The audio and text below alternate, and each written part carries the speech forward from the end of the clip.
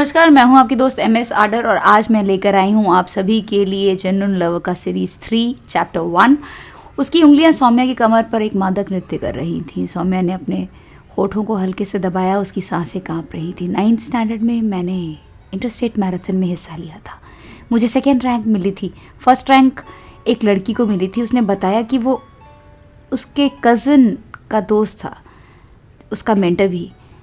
मैंने उसे दूर से देखा था, उसकी शक्ल तो नहीं दिखी, लेकिन उसकी पर्सनालिटी बेजोड़ थी। शायद वो 12th क्लास में था, पता नहीं क्यों वो मुझे बहुत अच्छा लगा। उसमें एक मैग्नेटिक अट्रैक्शन था, लेकिन ये तो बस एक क्रश था, है ना? उसने ससकते हुए कहा। उसकी आंखें नम थीं, जैसे वो अपने अतीत के उस पल को फिर से जी रही हो। हिमांक की आंखें सौम्या के चेहरे पर ठहरी। उसकी उंगलियां सौम्या की थाइस पर और गहराई से फिसल रही थी। सौम्या, तुम्हारा हर सच मुझे तुम्हारे और करीब लाता है, उसने फुसफुसाकर कहा। उसकी सांसें सौम्या की त्वचा पर एक गहरी सिहरन छोड़ रही थी। उसने सौम्या को अपनी बाहों में खींच लिया। उसके सीने सौम्या के नर्म त्वचा से टकरा रहा था, लेकिन तभी सौम्या की सिसकियां और तेज हो गईं। उसने हिमांक की पीठ पर नाखून गड़ाए, जैसे वो उसे अपनी रूह में समेट लेना चाहती हो।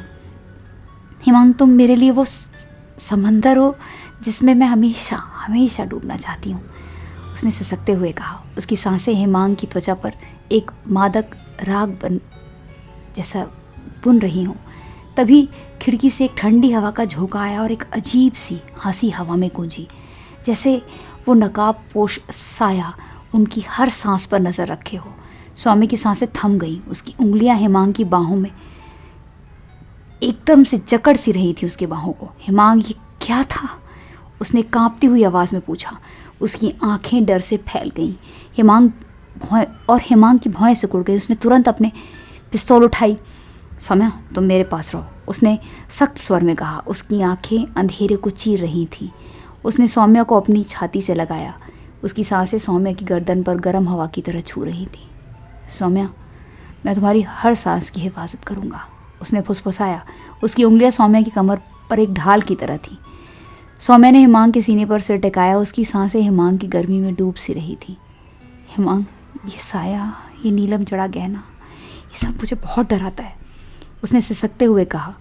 उसकी उंगलियां हिमांक की शर्ट में उलझ रही थीं। हिमांक ने सौम्या के होठों पर एक गहरा सा किस किया।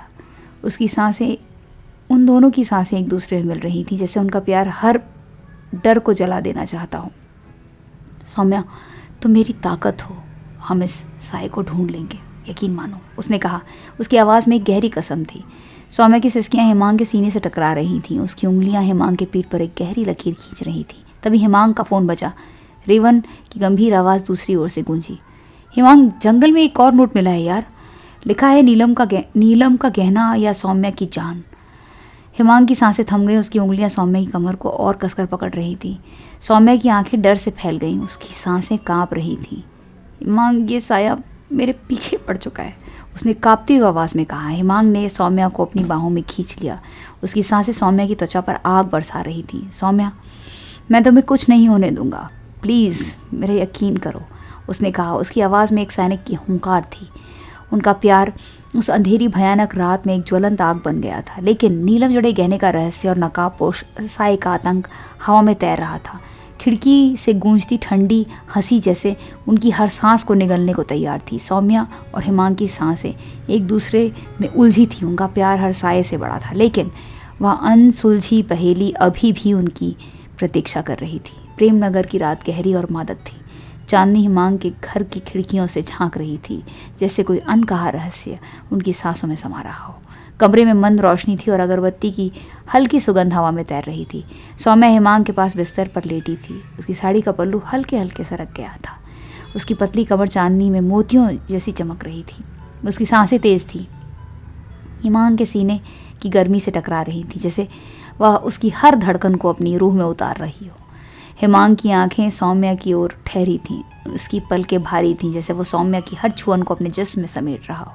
उसकी याददाश्त अभी पूरी तरह से नहीं लौटी थी, लेकिन सौम्या का प्यार उसे हर पल करीब ला रहा था। हिमांक को कुछ याद आया, लेकिन उसने कुछ नहीं कहा। उसकी उंगलियां सौम्या के रेशमी बालों में धीरे धीरे फिसलने लगी, जैसे वो उसकी हर सांस को सहला रहा हो। सौम्या ने उसकी ओर मुड़कर उसकी आंखों में देखा। उसकी नज़रें चाहत और बेचैनी से भरी थी। हिमांग, क्या तुम मुझ पर शक कर रहे हो? उसने कांपती आवाज़ में पूछा। उसकी उंगलियां हिमांग की हथेली को कसकर पकड़े हुए थी। हिमांग ने सौम्या की ओर झुककर उसके कानों में फुसफुसाया, नहीं मेरी जान, पहला प्यार, पहला क्रश, वो एक अजीब सी सिहरन देता है। उसकी सांसें सौम्या की गर्दन पर गर्म हवा की तरह छू रही थी।